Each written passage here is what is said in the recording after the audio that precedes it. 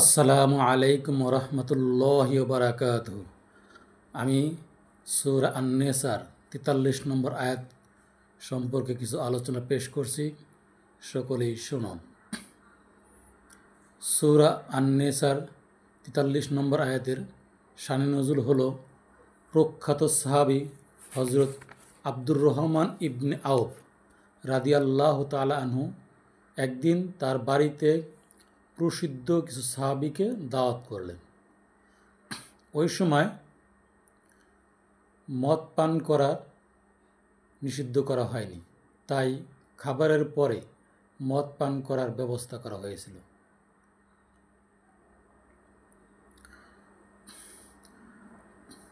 এমন সময় মাগরিবের নামাজের সময় হলো। তাদের একজনের ইমামতিতে মাগরিবের নামাজ আদায় করা শুরু করলো। ইমাম সাহেব আ'বুদু মা তা'বুদুন এর স্থলে পড়ল লা আ'বুদু মা তা'বুদুন। এই ভুলটি করলেন। এই ভুলের ভিত্তি করে আল্লাহ পাক রব্বুল আলামিন সূরা আন-নেসার ৪৩ নম্বর আয়াত নাজিল করেন। এরপরে সাহাবায়ে কেরাম আর নামাজের পূর্বে মদ পান করতেন না। যদি কেউ কেউ করতেন, সেটা ইশার নামাজের পর করতেন, ফজর নামাজের আগে যাতে নেশা দূরীভূত হয়ে যায়। এ সংবাদ যখন হযরত ওমর ফারুক রাদিয়াল্লাহু তাআলা আনহু এর কাছে পৌঁছল, তখন তিনি আল্লাহর দরবারে হাত তুলে বললেন, হে আল্লাহ, আপনি আমাদেরকে মদ পানের বিষয়ে, নেশাগ্রস্ত অবস্থার বিষয়ে একটি সুস্পষ্ট ধারণা পেশ করুন। যেহেতু মদ পান করার কারণে মানুষ বিবেক বুদ্ধি হারা হয়, তাই আপনি আমাদেরকে একটি সুস্পষ্ট ধারণা পেশ করুন। তখন আল্লাহ পাক রব্বুল আলামিন সূরা আন-নেসার ৪৩ নম্বর আয়াত নাজিল করেন।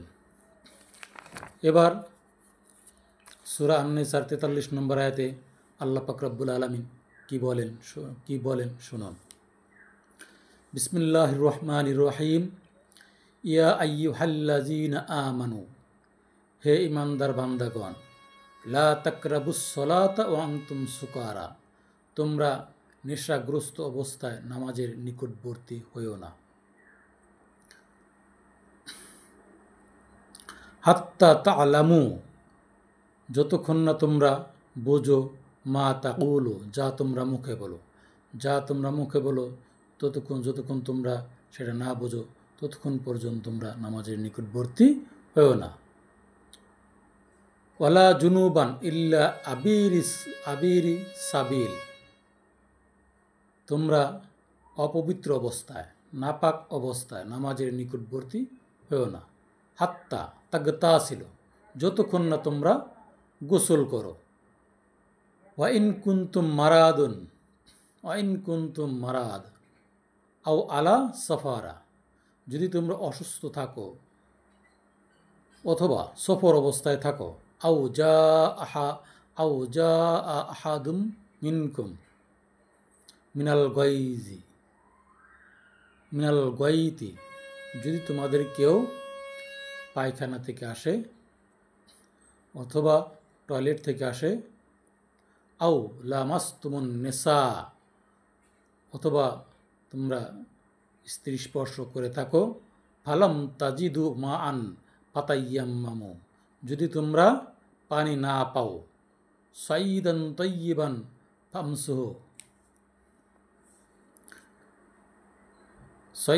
তাইয়িবান ফামসাহু বিউজুহিকুম ওয়া আইদিকুম, তখন তোমরা কি করো? তায়াম্মুম করো, পবিত্র মাটি দ্বারা তায়াম্মুম করো। সমস্ত মুখমণ্ডল মাসহ করো এবং 2 হাত মাসহ করো। ইন্নাল্লাহা কানা আফুওয়ান গাফুরা, নিশ্চয় আল্লাহ তাআলা পাপ মোচনকারী এবং ক্ষমাশীল। এ ছিল সূরা আন-নেসার ৪৩ নম্বর আয়াতের আলোচনা। এই আয়াতে 2টা কথা বলা হয়েছে। একটা কথা হচ্ছে যে নেশাগ্রস্ত অবস্থায় নামাজের নিকটবর্তী হওয়া যাবে না। পরবর্তী অন্য আয়াতে আল্লাহ পাক রব্বুল আলামিন নেশাগ্রস্ত অবস্থায় মদ পানকে সম্পূর্ণরূপে হারাম করেছেন, কারণ মদ পান করা হারাম। যেসব যুবক ভাইরা তোমরা যারা মদ পান করে থাকো, তোমরা আল্লাহর নির্দেশকে অমান্য করো না। যদি আল্লাহর নির্দেশকে অমান্য করো তাহলে তোমরা কিন্তু পার পাবে না, কারণ আমরা একদিন সকলেই মৃত্যুবরণ করব। এর জন্য নেশা থেকে ফিরে এসে সৎ পথের আসো, সৎ পথের দিকে ধাবিত হও। আল্লাহ তোমাদের পাপকে অবশ্যই ক্ষমা করবেন। আল্লাহর কাছে তওবা করো, আল্লাহ তোমাদের পাপকে ক্ষমা করো। তোমরা কখনোই নেশাগ্রস্ত অবস্থায় নেশার মধ্যে যেও না, তোমরা মদ পানের মধ্যে যেও না। তোমরা আরও যে নেশাগ্রস্ত বস্তু আছে সেগুলো থেকে ফিরে আসো। আর একটা কথা বলছে, তোমরা অপবিত্র অবস্থায় নামাজের নিকটবর্তী হয়েও না, অর্থাৎ নাপাক অবস্থায় নামাজের নিকটবর্তী হওয়া যাবে না। যদি তোমরা অসুস্থ থাকো, রোগগ্রস্ত অবস্থায় থাকো, অথবা সফরে থাকো, অথবা তোমাদের কেউ টয়লেট বা বাথরুম থেকে আসে, অথবা স্ত্রী স্পর্শ করে থাকো, তাহলে তোমরা যদি পানি না পাও তাহলে পবিত্র মাটি দ্বারা তায়াম্মুম করো। তায়াম্মুমের ফরজ হচ্ছে 3টি।